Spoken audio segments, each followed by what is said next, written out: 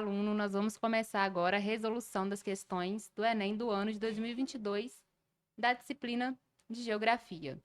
E vamos iniciar com a primeira questão, e ela traz um texto que fala o seguinte: espera resignado o dia 13 daquele mês, porque em tal data, usando Salvainga, lhe faculta sondar o futuro, interrogando a providência, e a experiência tradicional de Santa Luzia. No dia 12, ao anoitecer, expõe ao relento, em linhas 6 pedrinhas de sal, que representam em ordens sucessivas da esquerda para a direita, os 6 meses vindouros, de janeiro a junho. Ao alvorecer, de 13, observa-se se estão intactas. Passagiam a seca, se a primeira apenas se deliu, transmudada em alchavó, límpido e certa a chuva em janeiro.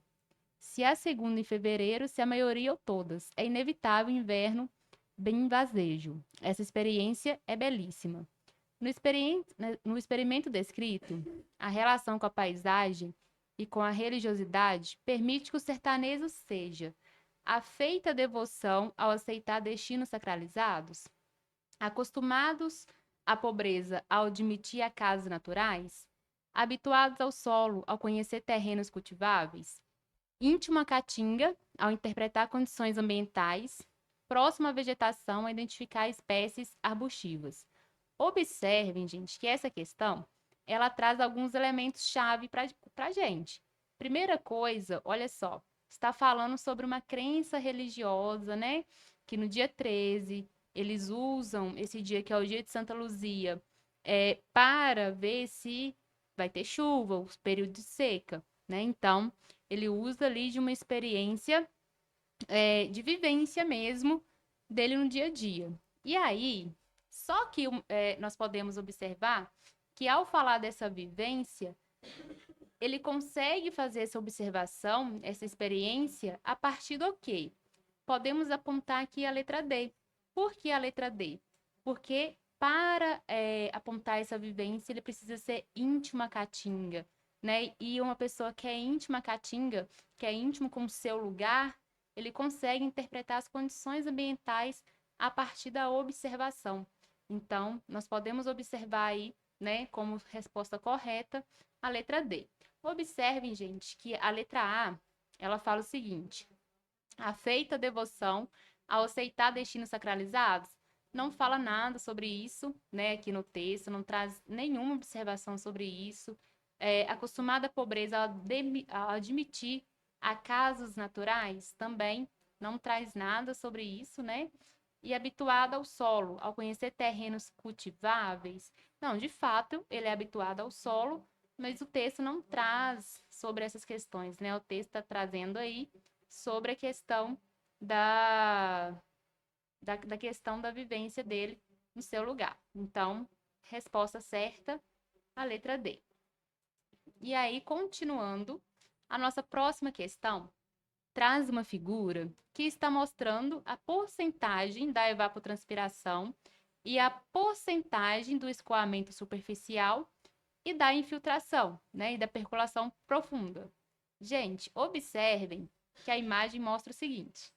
Olha só. Primeiro aqui eu tenho uma imagem que mostra a vegetação, né? Observem aí, eu tenho árvores, tenho também uma vegetação aí mais formada por graminhas. E observe que nessa primeira imagem, a evapotranspiração é de 40%. O que significa evapotranspiração? Gente, é a transpiração das folhas das árvores, né? As folhas transpiram. E a partir dessa transpiração, a gente vai ter uma evaporação de água. E aí, observem que quando eu tenho a construção de um elemento artificial aqui, ou seja, de uma casa, essa evapotranspiração, ela diminui, certo? E o escoamento superficial, ele aumenta. Ou seja, ao invés da água infiltrar no solo, ela escoa de modo superficial. E aí, me mostra outra imagem. Aqui vai me mostrando essa mudança na paisagem. Olha só, primeiro eu tenho uma paisagem carregada de vegetação, né? Depois uma paisagem que eu começo a ter interferência humana, e aí com uma casinha. Depois eu já tenho aí 3 casinhas, né? E aí eu tenho também uma diminuição comparada com a imagem anterior, que é essa daqui, uma diminuição dessa evapotranspiração também. Assim como eu tenho o aumento do escoamento superficial.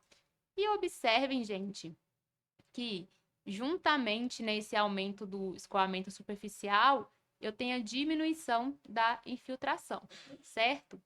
Agora, observem na última aqui imagem, além das casinhas, observem que a gente teve mais interferência humana ainda, né? Agora com a construção de prédios. E observem que a evapotranspiração diminuiu para 30%, o escoamento superficial 55% e a infiltração da água, né, diminuiu em 10%, certo? Observando aqui, a gente consegue perceber que essa imagem, ela trata-se do quê? Então, a seguinte questão vem. A intensificação da ocupação urbana demonstrada afeta de forma imediata ao nível altimétrico? Gente, altimetria de terreno não está mostrando isso na imagem, né? Ciclo hidrológico? Sim, observem que quando nós falamos de evapotranspiração, né? Como eu já disse, que é a transpiração das folhas, da vegetação, quando nós falamos da evaporação, condensação, precipitação, nós estamos falando do ciclo da água. Então, observem só, uma vez que eu tenho evapotranspiração, o que vai acontecer? Ou infiltração da água no solo, isso tende a voltar, né, para a atmosfera, formar novamente as nuvens e depois condensar e depois precipitar. Então, a imagem está mostrando como que isso afeta o ciclo hidrológico, certo? Poderia ser padrão climático? Gente, é claro que vai interferir no clima, mas não é isso que está sendo mostrado na figura. Tectônica de placas também não mostra nada referente a isso, e nem estrutura de rochas. Então, observem que a imagem ela diz respeito ao ciclo hidrológico, né? Como que a interferência humana na paisagem afeta o ciclo hidrológico. E aí vamos para a próxima questão, que tem um textinho falando da construção da ferrovia Madeira-Mamoré.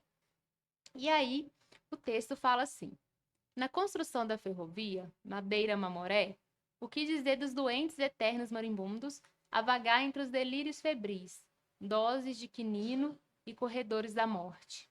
O Hospital da Candelária era santuário e túmulo, monumento ao progresso científico e preâmbulo da escuridão.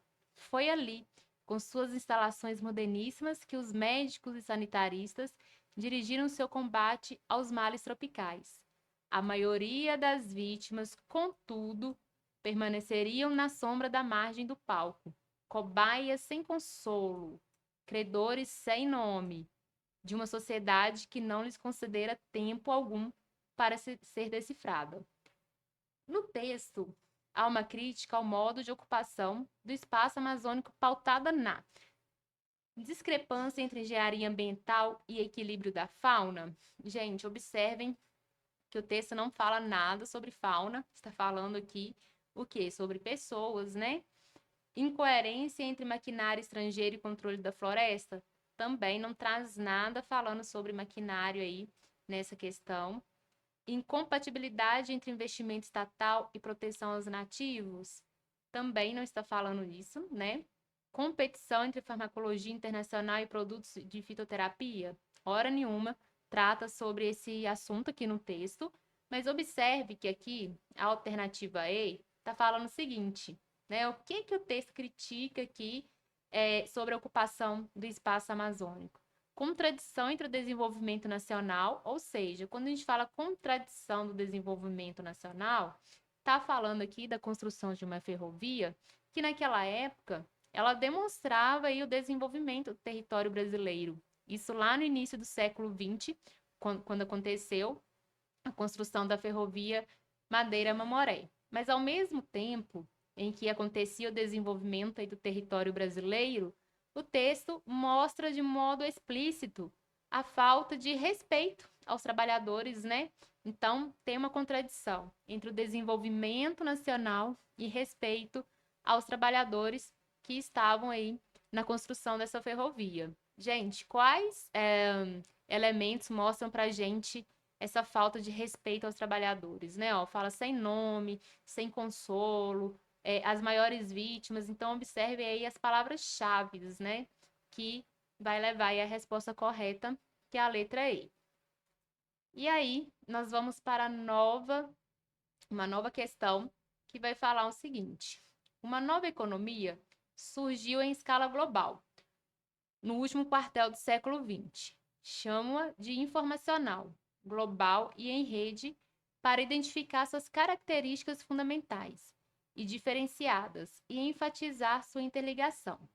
É informacional porque depende basicamente de sua capacidade de gerar, processar e aplicar de forma eficiente a informação, baseada em conhecimentos. É global porque seus componentes estão organizados em escala global, diretamente ou mediante uma rede de conexões entre agentes econômicos. E rede porque é feita em rede global, de interação entre redes empresariais. Ou seja, gente, aqui tem um texto, né, que fala Sociedade em Rede, a Era da Informação. E esse texto, retirado desse livro, fala o seguinte, que atualmente está tudo interligado, né? Tudo é global. E aí, a questão, ela pergunta o seguinte: qual mudança estrutural é resultado da forma de organização econômica descrita no texto?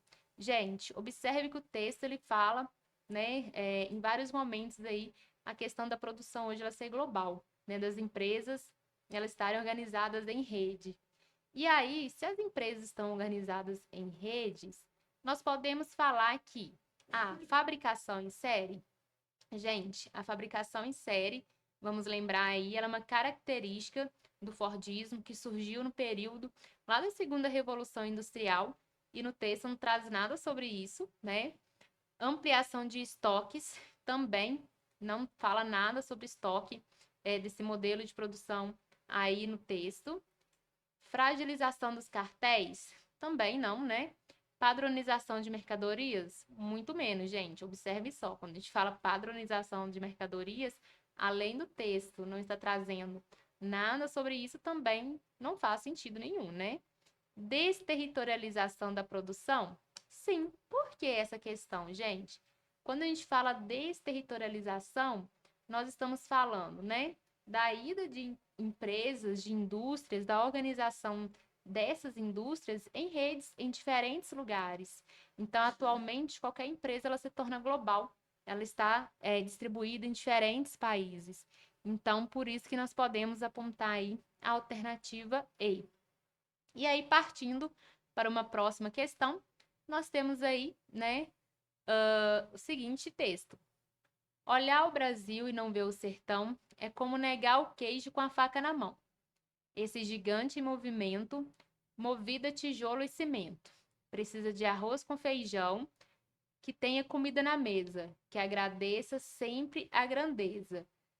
Que cada pedaço de pão agradeça Clemente, que leva semente em seu embornal. Zezé e o penoso balé, de pisar no cacau. Maria que amanhece o dia lá no milharal. Gente, observem que eu coloquei aqui, né, um risquinho nessa parte, porque, ó, precisa do arroz com feijão, que tenha comida na mesa, que agradeça sempre a grandeza de cada pedaço de pão. E aí, observem que traz, ó, agradeça Clemente, né? Agradeça aí a Zezé, agradeça a Maria. Quem são essas pessoas? São as pessoas que trabalham no campo, né? E aí, a questão pergunta o seguinte: a letra da canção valoriza uma dimensão do espaço rural em sua relação com a cidade ao ressaltar a função de fornecer mão de obra qualificada? Gente, olha só, no texto não está falando sobre mão de obra qualificada, né? Incorporar inovação tecnológica? Também não. Preservar a diversidade biológica? Também não. Promover a produção alimentar? Sim. Então, o texto é bem claro, né? Mostrando aqui as partes que eu grifei para vocês. Ele é muito claro em mostrar a importância do campo para promover, né? Para levar comida aí ao espaço urbano, né? A todos os lugares, na verdade. Então, o objetivo aí, o texto quer ressaltar a importância da produção de alimentos no nosso país. E aí, ok. Partindo para a próxima questão, que fala o seguinte: solos salinos ou alamórficos apresentam como característica comum uma concentração muito alta de sais solúveis ou de sódio trocável. Eles ocorrem nos locais mais baixos do relevo, em regiões áridas e semiáridas, e próxima do mar. Em regiões semiáridas, por exemplo, polígono das secas no Nordeste brasileiro, os locais menos elevados recebem água, que se escoa dos declives adjacentes, durante a chuva que cai em alguns meses do ano. Essa água traz soluções de sais minerais e evapora-se rapidamente antes de filtrar-se totalmente, havendo então, cada vez que esse processo é repetido, um pequeno acúmulo de sais no horizonte superficial que, com o passar dos anos, provoca a salinização do solo. Nas últimas décadas, a expansão das atividades agrícolas na região tem ampliado esse processo. Gente, então veja só. Quando fala que traz um texto, né, falando sobre salinização, ele já traz alguns conceitos para vocês aí. Primeiro, a salinização do solo, ele já acontece em áreas áridas e semiáridas. Então, tende a acontecer com maior intensidade nessas áreas, certo? E quando eu falo de salinização do solo, eu falo da acumulação de sais minerais, certo? E aí, a questão pede o seguinte: a atividade agrícola desenvolvidas na região mencionada intensifica um problema ambiental exposto ao realizar florestamento de pinos. Gente, essa daqui a gente já pode descartar de cara, né? Porque realizar um florestamento, independente aqui do tipo de vegetação, se eu estou fazendo um florestamento daquele lugar, eu não vou aumentar a salinização de sais no solo, né? Muito pelo contrário. Utilizar sistema de irrigação, desprezando uma drenagem adequada? Sim, gente. Por quê? Porque veja só, quando eu falo de salinização do solo, isso já é um processo natural. Então, acontece, por exemplo, com a água da chuva, mas quando eu uso sistema de irrigação, tende a intensificar esse problema de salinização. Porque essa água usada na irrigação, ela vai ser retirada, por exemplo, de poços, né? Açudes, por exemplo, e essas águas, ela possui ali uma certa quantidade de sais minerais. E o que acontece? Quando ela é usada de maneira inadequada, ela vai acumular mais sais minerais no solo e isso vai fazer com que aumente a salinidade, certo? O que acontece? Quando você fala de água usada na irrigação, essa água que é usada na irrigação, né, que não tem uma drenagem adequada, essa água ela vai evaporar rapidamente e ao evaporar rapidamente, vai acumular esses sais minerais, certo? Então, por isso que é a letra B. Então, olha só, instalar açudes em grotões também não. Desmatar área de preservação, aplicar fertilizantes de origem orgânica, não. Então, aqui, a gente precisa lembrar que esse sistema de irrigação, ele vai afetar diretamente esse aumento de sais minerais no solo, a partir do momento que ele não é feito aí, né, de maneira adequada. Então, vamos para a próxima questão, que é a questão que fala o seguinte: em 2003, teve início o programa de aquisição de alimentos, e com ele várias mudanças na perspectiva dos mercados institucionais. Trata-se do primeiro programa de compras públicas, como uma orientação exclusiva para a agricultura familiar, articulando explicitamente com a segurança alimentar e nutricional. O programa é destinado à aquisição de produtos agropecuários produzidos por agricultores enquadrados no Programa Nacional de Fortalecimento da Agricultura Familiar, PRONAF, incluídas aqui a categoria assentados de reforma agrária, trabalhadores rurais sem terra, acampados, quilombolas, agroextrativistas, famílias atingidas por barragens e comunidades indígenas. E a questão está querendo saber o seguinte: a ação governamental descrita constitui-se uma importante conquista para os pequenos produtores em virtude da inovação tecnológica? Gente, não. Porque olha só, o texto está falando o seguinte, né? Como que em 2003 esse programa de aquisição de alimentos trouxe uma mudança aí para agricultores familiares. Por quê? Porque a partir de agora eles vão ter uma comercialização garantida. Esse programa, né, de aquisição de alimentos é um programa em que o governo ele vai comprar os alimentos produzidos por esses agricultores para merenda escolar, por exemplo, né? E isso vai garantir o mercado para esses produtores que são, né, os quilombolas, sem terra, as famílias atingidas por barragens, por exemplo. Então, por isso que nós podemos apontar a letra C como resposta correta, certo? Então, aí, letra C. E partindo para a próxima questão, olha só. A próxima questão fala o seguinte: as forças tectônicas dentro da litosfera, controladas pelo calor interno das profundezas, geram terremotos, erupções e soerguimento de montanhas. As forças meteorológicas dentro da atmosfera e da hidrosfera, controladas pelo calor do Sol, produzem tempestade, inundações, geleiras e outros agentes da erosão. A interação dinâmica entre as forças naturais citadas favorece a ocupação do espaço geográfico, na medida que provoca a formação de solos vulcânicos. Gente, a resposta aqui é solos vulcânicos. E vamos ver o porquê que não é a B, nem a C, nem a D e nem a E. Olha só, aqui no texto está falando, né, de um movimento, né, de uma força endógena, certo? Que vai modelar o relevo. O que é uma força endógena, gente? É aquilo que vem de dentro, né? Endógeno, então, placas tectônicas. E como que os agentes exógenos vão modelar esse relevo? Então, eu tenho o movimento de placas tectônicas que vão formar aí montanhas, por exemplo, e a partir do que acontece na hidrosfera, certo? Com o calor do sol, com as tempestades, com a água, por exemplo, né?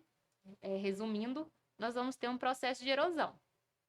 E aí, tá assim, a interação entre as forças naturais citadas favorece a ocupação do espaço geográfico. Gente, a resposta é solos vulcânicos, por quê? Primeiro, né, que a letra B está falando de dorsais oceânicas, não tem nada disso no texto, né? Pode se falar de dorsais oceânicas na formação de relevo, mas não nesse caso. Relevos escarpados. Vai influenciar, gente? Vai favorecer a ocupação do espaço? O caso de um relevo em escarpa? Não. Né? Um dobramento moderno, no caso, uma cadeia de montanha. Ela vai favorecer também a ocupação do espaço geográfico? Também não. Mas os solos vulcânicos, sim. Por quê? Esses solos vulcânicos, eles se formam a partir do intemperismo de rochas vulcânicas, ou seja, a degradação de rochas vulcânicas, e essas rochas, elas são ricas em nutrientes, né? Observem só, gente, como eu falei com vocês, aqui tá me falando de dois fatores aqui, né? Tá falando do endógeno e do exógeno. O endógeno, ele fala para mim como forma o relevo a partir dessas placas. Exógenos, como que as forças, né, do calor e da água, por exemplo, modela esse relevo e como que isso influencia na ocupação desse espaço. Então, a resposta é letra A. Isso por quê? Porque os solos vulcânicos, eles são originados aí, né, do movimento endógeno e tal, mas a partir do processo de intemperismo, nós vamos ter a formação de um solo fértil. Passando para a próxima questão, vamos lá no texto 1. A Maria identifica na voz de Thomas Bennett uma ampla região potencialmente insubmissa ou simplesmente irredutível às normas gerais de funcionamento promovidas pelos Estados Unidos e sancionadas pelo Fundo Monetário Internacional, pela Organização Mundial do Comércio e pelo Banco Mundial, e não necessariamente por sua consciência rebelde, mas sim, em muitos casos, pela insubstancialidade de suas instituições estatais. Então, está falando aí, né, sobre a questão do FMI, o Banco Mundial e da OMC. E Observem que depois nós temos o mapa. E esse mapa, gente, ele está me mostrando aqui algumas áreas de petróleo e gás, certo? A questão, ela está pedindo o seguinte: a preocupação do governo estadunidense, expressas no texto e no mapa, evidencia uma estratégia para compartilhamento de inovações tecnológicas.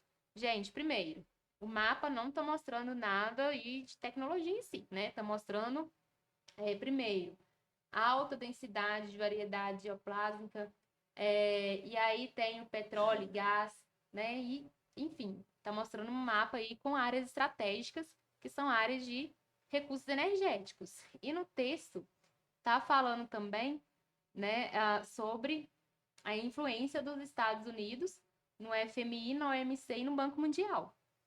Sabendo disso, qual que é o objetivo dos Estados Unidos aí, então? Nós podemos apontar aqui que, quando nós falamos dos Estados Unidos no contexto mundial, ele tende a o quê? Ampliar a sua influência econômica, né, gente? Estados Unidos está interessado em preservar recursos naturais? Só se for recursos de outros países, né? No caso dele, não. Então, não é de interesse dele, de acordo com o texto do mapa, preservar recursos. Incremento de intercâmbios culturais? Também não. Promoção e independência financeira e compartilhar inovações tecnológicas, gente? Também não. Então, o texto ele trata do aumento da influência econômica dos Estados Unidos aí, né? Vamos para a próxima questão, então, que fala o seguinte. Um texto 1, né, que está falando interseccionalidade, intercruzamento de desigualdades que gera padrões complexos de discriminação. E o próximo está trazendo aí, gente, né, alguns dados sobre proporções de pessoas abaixo da linha da pobreza, por arranjo domiciliar no Brasil em 2017. E aí está mostrando que quando a gente fala dessas proporções, né, de pessoas abaixo da linha da pobreza, está mostrando mulher preta ou parda sem cônjuge e com filhos até 14 anos, mulher branca sem cônjuge e com filhos até 14 anos. Observe que o número de mulher preta ou parda sem cônjuge e com filhos até 14 anos é bem maior do que o número de mulheres brancas, né? E aí, observe que está mostrando total que a mulher sem cônjuge com filhos até 14 anos. Então, desses 56,9%, 64,4% desse total é composto por mulher preta e parda sem cônjuge e com filhos até 14 anos. E aí, a questão está querendo saber o seguinte: considerando o conceito apresentado no texto 1 e os dados apresentados no texto 2, no Brasil, são fatores que intensificam o fenômeno da discriminação. Raça e gênero? Sim, gente. Observe que o texto está mostrando a questão de raça, né? Ou seja, está mostrando aí a condição da mulher preta e parda. E gênero, a questão de ser mulher, né? A questão de ser mulher e ser preta e parda faz com que seja o número de pessoas aí com maior proporção abaixo da linha da pobreza. Então, a resposta aqui será a letra A. É claro, gente, que outros fatores levam aí as pessoas a serem discriminadas, né? Mas no contexto aqui geral que nós estamos vendo, está se tratando da raça e do gênero, ok? Vamos para a próxima questão, que fala o seguinte: brasileiros levam mais tempo de casa para o trabalho. Pesquisa do IBGE aponta que a situação é mais grave no Sudeste. 13% das pessoas levam mais de 1 hora para chegar ao trabalho. Nas regiões metropolitanas de São Paulo e do Rio, o IBGE registrou os maiores percentuais de trabalhadores que levam mais de 1 hora no trajeto até o emprego. Quem vê o Marcelo chegar no trabalho nem imagina a maratona que ele enfrenta todos os dias antes das 5. Acordo 4h30, saio de casa 5, pego 5h20, chego na central às 6h50, pego o ônibus e chego no trabalho mais ou menos 7h10. Conta. Segundo especialista, são os mais pobres que moram mais longe do emprego. A pesquisa desenvolvida retrata a seguinte dinâmica populacional. Quando fala de dinâmica populacional aqui, gente, fala de processo migratório, certo? Então, o tipo de migração que eu tenho nessa saída de casa para ir ao trabalho, né? Retrata o quê? Fluxo de retorno? Não. Gente, quando fala fluxo de retorno, o que seria isso? Uma migração de retorno é quando você sai da sua cidade, passa um tempo em outro lugar e depois retorna para sua cidade natal. Exemplo de fluxo de retorno são os nordestinos, né? Que vieram em grande quantidade para a região sudeste no final aí do século XX, início do século XXI, e agora estão retornando para a região. Migração interna? Também não, né? Por exemplo, migração interna, eu saí daqui para São Paulo, é um tipo de migração interna. Mudança sazonal? Também não. Quando a gente fala sazonal, é uma coisa que está ligado, né? A questão climática ou, né, safras agrícolas. Movimento pendular, sim. O movimento pendular, ele diz respeito a pessoas que saem de suas casas, vão para outro lugar trabalhar, né? Trabalham ali durante o dia e voltam, retornam para suas casas aí no período da noite.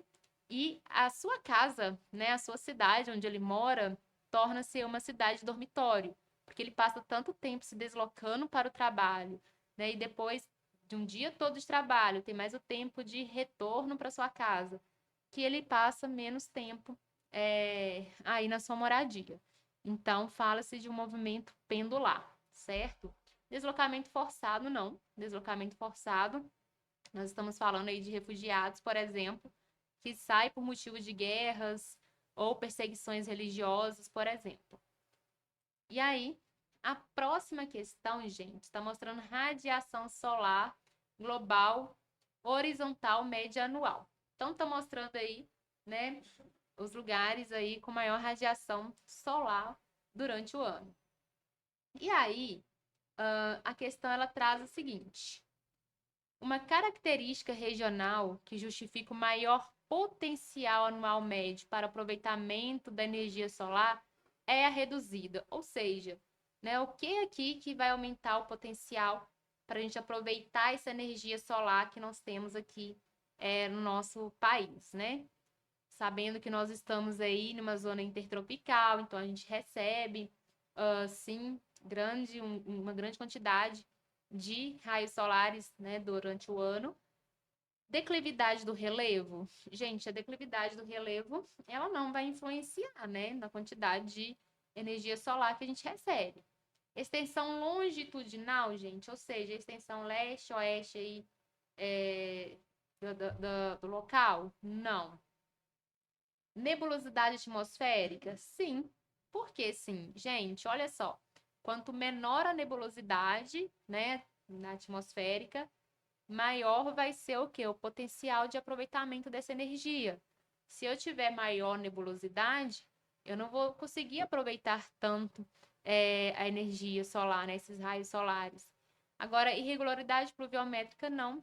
Influência da continentalidade também não. E aí, vamos para a próxima questão, mas antes aqui, ó, letra C, nebulosidade, né, atmosférica, certo? Então, aqui é só entender que alguma coisa interfere aí para a gente aproveitar mais aí a energia solar. E isso, quanto menos, né, a reduzida nebulosidade. A próxima questão, então, é uma questão de escala. Então, veja que o Enem está trazendo questões de escala aí também, né? Nem só de interpretação. Agora, veja só. Essa questão, ela está me mostrando aí um trajeto que pega aí, né? Da Malásia até a Austrália, que é de 2.500 quilômetros, certo? Que é, gente, o possível trajeto antes da queda aqui da Malásia Airlines. E aí, beleza. Então, já te deu a primeira informação. Essa é a distância real desse trajeto aqui da possível queda. E aí, veja só. Considerando que a distância entre o local onde os destroços do avião foram avistados e a cidade de Perth é de 2 centímetros, a escala aproximada dessa representação cartográfica é, galera, primeira coisa, né? Se tá querendo saber a escala, vamos lembrar que vocês vão usar uma fórmula muito simples. Deixa eu colocar aqui, que essa fórmula vai ser o seguinte: escala, ela é igual, né?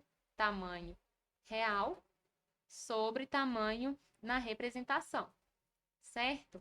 E aí, veja só, quando eu falo do tamanho real aqui, gente, veja só, o tamanho real, observe aqui no mapa, ele está falando que é de, deixa eu voltar aqui, 2.500 quilômetros, certo? Então, veja só, 2.500 dividido por 2 vai dar aqui 1.250. Significa, então, que se 2 centímetros é igual a 2.500, significa que 1 centímetro é igual a 1.250 quilômetros. Mas eu sei que a escala ela é expressa, né, por centímetros. Então, veja só. Se 1 centímetro representa 1.250 quilômetros, eu vou passar isso para centímetros, que vai dar o quê? 125 milhões, certo? Então, observem aqui que a resposta vai ser 125 milhões, ok? Ou seja, a resposta aqui vai ser a letra E. Então, só lembrar que quando se trata de achar a escala cartográfica, é só vocês jogarem aqui nessa formulazinha e pensar, gente, se 2 centímetros corresponde a 2.500 quilômetros, certo? 1 centímetro vai ser igual a 1.250. Só que eu preciso passar o quê? Isso para centímetros.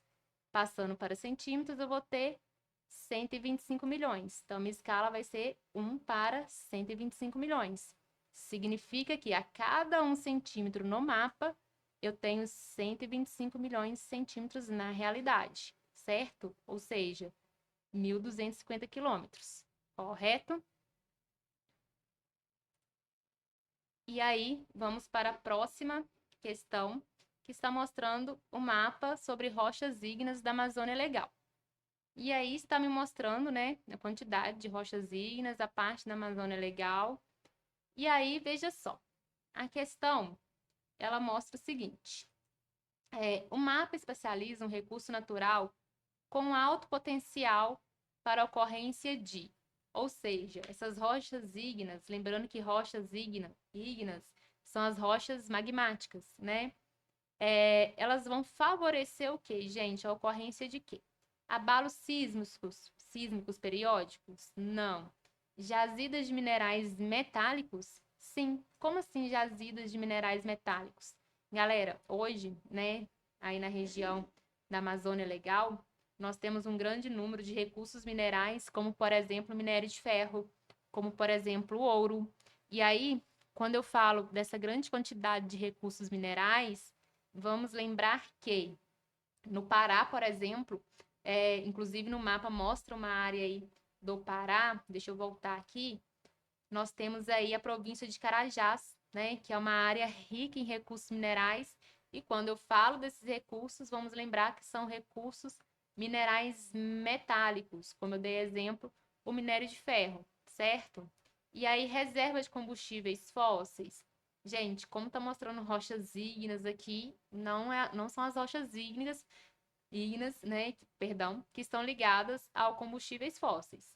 Aquíferos sedimentares profundos? Também não. Estruturas geológicas metamórficas? Também não, né? Então, a resposta aí é a letra B. E vamos para a próxima questão, que fala sobre um termo que é a macrocefalia urbana. E fala o seguinte: macrocefalia urbana pode ser entendida como a massiva concentração das atividades econômicas em algumas metrópoles, que propicia o desencadeamento de processos descompassados, redirecionamento e convergência de fluxos migratórios, déficit de número de empregos, ocupação desordenada e determinadas regiões da cidade e estigmatização de estratos sociais, que comprometem substancialmente a segurança pública urbana. Então, aqui está falando da macrocefalia urbana, que pode ser entendida como o quê? Massiva concentração das atividades econômicas em algumas metrópoles, certo? E que vai gerar o quê, gente? Primeiro, né, déficit do número de empregos, ocupação desordenada. Outra questão aqui, redirecionamento e convergência dos fluxos migratórios, certo? Então, essa macrocefalia urbana é gerada, vai causar aí esses problemas, né? E aí, veja só, o processo de concentração espacial apresentado foi estimulado por qual fator geográfico? Ou seja, essa macrocefalia urbana, que vai gerar aí um déficit de número de empregos, uma ocupação desordenada, por exemplo, foi causada pelo quê? Limitação da área ocupada? Gente, será que limitar a área que pode ser ocupada vai ser o principal motivo? Não, né? Êxodo da população do campo? Sim, vamos lembrar que o êxodo rural, ele foi responsável aí pela urbanização do Brasil, certo? E o grande fluxo migratório de pessoas do campo para a cidade é que vai gerar aí esse processo chamado de macrocefalia. Então, a resposta é êxodo da população do campo. Lembrando, macrocefalia urbana, certo? E aí, terminamos aqui, então, as questões do ano de 2022.